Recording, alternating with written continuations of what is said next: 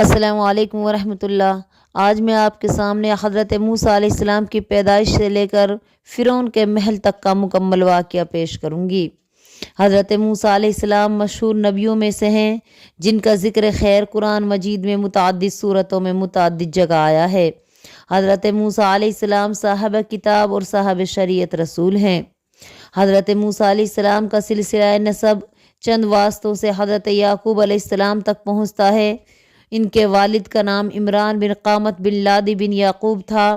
حضرت موسیٰ علیہ السلام حضرت عمران کے گھر میں اس وقت پیدا ہوئے جبکہ فرعون اسرائیلی بچوں کو اس بنا پر قتل کر دیتا تھا کہ اس نے خواب دیکھا تھا کہ بیت المقدس کی طرف سے ایک آگ بھڑکی ہے جو مصر کے ہر قبطی کے گھر میں گھس گئی اور بنی اسرائیل کے مقامات میں وہ نہیں آئی، جس کی تعبیر یہ تھی کہ بنی اسرائیل میں ایک ایسا شخص پیدا ہوگا جس کے ہاتھ اس کا غرور ٹوٹے گا اور فرعون کے خدائی کی دعوے بدترین سزا ملے گی۔ اس لیے اس ملعون نے چوطرفہ احکام جاری کر دیے کہ بنی اسرائیل میں جو بچہ ہو سرکاری طور پر اس کی دیکھ بھال رہے، اگر لڑکا ہو تو فوراً مار ڈالا جائے، اگر لڑکی ہو تو چھوڑ دی جائے اور بنی اسرائیل سے سخت بیگار لی جائے اور مشقت کے کام ان پہ ڈالے جائیں۔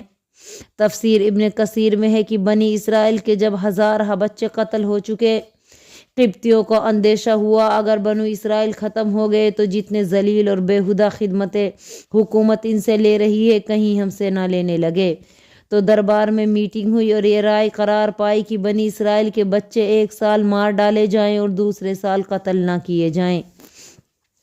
حضرت ہارون علیہ السلام اسی سال پیدا ہوئے جس سال بچوں کو قتل نہ کیا جاتا تھا، لیکن حضرت موسیٰ علیہ السلام اس سال پیدا ہوئے جس سال بنو اسرائیل کے بچے عام طور پر قتل کیے جا رہے تھے۔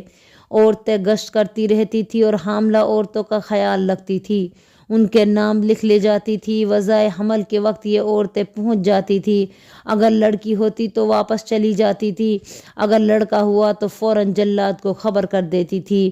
یہ لوگ تیز چھرے لے کر اسی وقت آ جاتے تھے اور ماں باپ کے سامنے اس بچے کے ٹکڑے ٹکڑے کر کے چلے جاتے تھے۔ حضرت موسیٰ علیہ السلام کی والدہ کو جب آپ یعنی موسیٰ علیہ السلام کا حمل ٹھہرا تو عام حملوں کی طرح ظاہر نہ ہوا، اور جو عورتیں اس تحقیق پر مامور تھیں اور جتنی دائیاں آتی تھیں ان میں سے کسی کو بھی اس کا حمل کا پتہ نہ چل سکا، یہاں تک کہ حضرت موسیٰ علیہ السلام پیدا ہو گئے۔ آپ کی والدہ کو سخت دہشت لگنے لگی اور ہر وقت خوف زدہ رہنے لگی، اور اپنے اس بچے سے محبت بھی اتنی تھی کہ کسی ماں کو اپنے بچے سے اتنی محبت نہ ہوگی۔ ایک ماں پر کیا موقوف ہے، خدا تعالیٰ عز و جل نے حضرت موسیٰ علیہ السلام کا چہرہ ایسا بنایا تھا کہ جس کی نظر اس چہرے مبارک پڑتی اس کے دل میں اس کی محبت بیٹھ جاتی تھی، جیسا کہ جناب باری تعالیٰ میں ارشاد ہے وَأَلْقَيْتُ عَلَيْكَ مُحَبَّةً مِّنِّي، میں نے اپنے پاس سے محبت تجھ میں ڈال دی تھی۔ بس جب کہ والدہ موسیٰ ہر وقت خوف زدہ اور رنجیدہ رہنے لگی تو خدا نے ان کے دل میں خیال ڈالا کہ اسے دودھ پلائے اور خوف کے موقع پر انہیں دریائے نیل میں بہا دے جس کے کنارے ہی آپ کا مکان تھا۔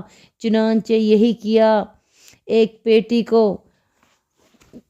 پیٹی کو وضع کا صندوق بنایا، اس لیے اس میں موسیٰ علیہ السلام کو رکھ دیا، دودھ پلا دیا کرتی اور اس میں سلا دیتی، جہاں کوئی ایسا موقع آیا کہ اس صندوق کو دریا میں بہا دیتی۔ ایک ڈوری سے اسے باندھ رکھا تھا، کھوپ کے ٹل جانے کے بعد اسے کھینچ لیتی۔ ایک مرتبہ ایک شخص گھر میں آنے لگا جس سے آپ کی والدہ صاحبہ بہت دہشت میں رہنے لگی، دوڑ کر اٹھی اور بچے کو صندوق میں ڈال کر دریا میں ڈال دیا۔ جلدی اور گھبراہٹ میں ڈوری باندھنا بھول گئی، صندوق پانی کی موجوں کے ساتھ زور سے بہنے لگا۔ بہتے بہتے وہ فرعون کے محل کے پاس گزرا، فرعون کی لونڈیوں نے اسے اٹھا لیا، فرعون کی بیوی کے پاس لے گئی۔ راستے میں انہوں نے ڈر کے مارے کھولا نہ، ایسا نہ ہو کہ ہم پہ تہمت لگ جائے۔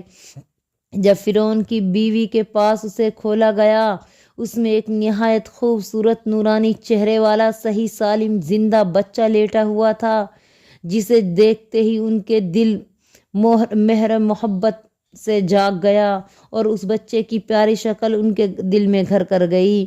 حضرت موسیٰ علیہ السلام کی والدہ محترمہ نے حضرت موسیٰ کی بہن کو تابوت کی دیکھ بھال کے لیے متعین فرما دیا تھا۔ حضرت موسیٰ علیہ السلام کی بہن برابر صندوق کے بہاؤ کے ساتھ ساتھ کنارے چلی جا رہی تھی۔ انہوں نے دیکھا کہ صندوق تیرتے ہوئے شاہی محل کے کنارے آ لگا اور فرعون کے گھرانے میں سے ایک لونڈی نے اسے اپنے خادموں کے ذریعے اٹھوا لیا اور شاہی محل میں لے گئی۔ حضرت موسیٰ علیہ السلام کی بہن یہ دیکھ کر بہت خوش ہوئی اور حالات کی صحیح تفصیل معلوم کرنے کے لیے شاہی محل میں خادماؤں میں شامل ہو گئی۔ بہرحال فرعون کے گھر والوں نے جب صندوق کھولا تو دیکھا ایک حسین اور تندرست بچہ آرام سے لیٹا ہوا ہے اور انگوٹھا چوس رہا ہے۔ فرعون کی لونڈی فوراً اسے محل میں لے گئی۔ فرعون کی بیوی نے بچہ دیکھا تو باغ ہو گئی اور انتہائی محبت سے اسے پیار کیا۔ محل کے شاگرد پیشہ میں سے کسی نے کہا کہ یہ تو اسرائیلی بچہ معلوم ہوتا ہے اور ہمارے دشمنوں کے خاندان کا بچہ ہے، اس کو قتل کر دینا ضروری ہے، کہیں ایسا نہ ہو کہ یہی ہمارے بادشاہ کی خواب کی تعمیر ثابت ہو۔ اس بات کو سن کر فرعون کو بھی یہی خیال پیدا ہوا۔ فرعون کی بیوی نے شوہر کے طور دیکھ کر کہا، ایسے بچے کو قتل نہ کرو، کیا عجب ہے کہ یہ میرے اور تیرے آنکھوں کی ٹھنڈک بنے، یا ہم اس کو اپنا بیٹا بنا لیں اور ہمارے لیے اس کا وجود نفع بخش ثابت ہو۔ یعنی اگر یہ وہی اسرائیلی بچہ ثابت ہوا جو تیرے خواب کی تعبیر بننے والا ہے تو ہماری محبت اور آغوش تربیت شاید اس کو مضر ہونے کے بجائے مفید ثابت کر دے۔ مگر فرعون اور اس کے خاندان کو کیا معلوم کہ خدا کی تقدیر ان پر ہنس رہی ہے۔ رب العالمین کی کرشمہ سازی دیکھو کہ تم اپنی نادانی اور بے خبری میں اپنے دشمن کی پرورش پر نگہبان مقرر کر دیے گئے ہو۔ غرض اب یہ سوال پیدا ہوا کہ بچے کے لیے دودھ پلانے والی مقرر کی جائے، مگر خدا نے موسیٰ کی والدہ سے کیے ہوئے وعدے کو پورا کر دیا۔ بچے کی طبیعت میں یہ بات پیدا کر دی کہ وہ کسی عورت کے سینے کا دودھ نہ پیے۔ شاہی دایا تھک کر بیٹھ گئی، مگر موسیٰ علیہ السلام نے کسی کی پستان سے بھی دودھ نہ پیا۔ یہ سارا حال موسیٰ کی بہن حضرت مریم دیکھ رہی تھی۔ کہنے لگی، اگر اجازت ہو تو میں ایک ایسی دایا کا پتہ بتاؤں جو نہایت نیک اور خدمت کے لیے بہت موزوں ہے، بلکہ حکم ہو تو میں خود اس کو ساتھ لے کر آؤں۔ فرعون کی بیوی نے دایا کے لانے کا حکم دیا اور موسیٰ کی بہن خوش گھر کو روانہ ہوئی کہ والدہ کو لے آئے۔ فرعون کی عورت تھی، بنی اسرائیل میں سے حضرت موسیٰ علیہ السلام کی چچا کی بیٹی۔ اس لفظ سے وہ پہچان گئی کہ لڑکا ان کا ہے۔ یہاں گفتگو ہو رہی تھی اور حضرت موسیٰ علیہ السلام کی والدہ کا برا حال تھا۔ ایک الہامی خیال سے بچے کو سپرد دریا تو کرائی، مگر اس کی ممتا نے زور دیا اور بے چین ہو کر اس پر آمادہ ہو گئی کہ اپنے اس راز کو فاش کر دے۔ اسی اضطرابی اور بے چینی کی حالت میں خدا تعالیٰ نے ان پر اپنے فضل و کرم کی بارش کی اور ان کے قلب میں اطمینان و سکون نازل کیا، اور اب وہ لطیفہ غیبی کے انتظار میں چشم براں تھی کہ لڑکی نے آ کر پوری داستان کہہ سنائی اور بتایا کہ جب موسیٰ علیہ السلام نے کسی دایا کا دودھ نہ پیا تو میں نے کہا، اسرائیلی قبیلے میں ایک نہایت شریف اور نیک عورت ہے، وہ اس بچے کو اپنی اولاد کی طرح پرورش کر سکتی ہے۔ فرعون کی بیوی نے یہ سن کر حکم دیا کہ فوراً آپ کو لے آؤں، یہ ہم پر خدا کا احسان اور فضل و کرم ہوا۔ اب تم چل کر اپنے بچے کو سینے سے لگاؤ اور آنکھوں کی ٹھنڈک کرو اور اس کا شکر ادا کرو جس نے اپنا وعدہ پورا کر دیا۔ اس پورے واقعے کی تائید قرآن مجید کی سورتوں کے اندر موجود ہے۔ سورۃ القصص کے اندر آیت نمبر 1 سے آیت نمبر 13 تک یہ مکمل واقعہ قرآن میں موجود ہے۔ تو یہ تھے حضرت موسیٰ علیہ السلام کہ جن کی پرورش اللہ رب العالمین نے خود فرعون کے محل میں کروائی۔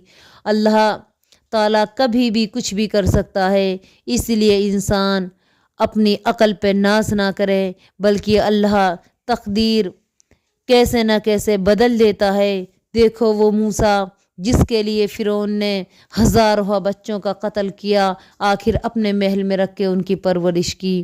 تو ہمیں اس واقعے سے عبرت حاصل کرنی چاہیے، اور انشاءاللہ اس واقعے کی اگلی کڑی میں اگلے ویڈیو کے اندر بیان کروں گی۔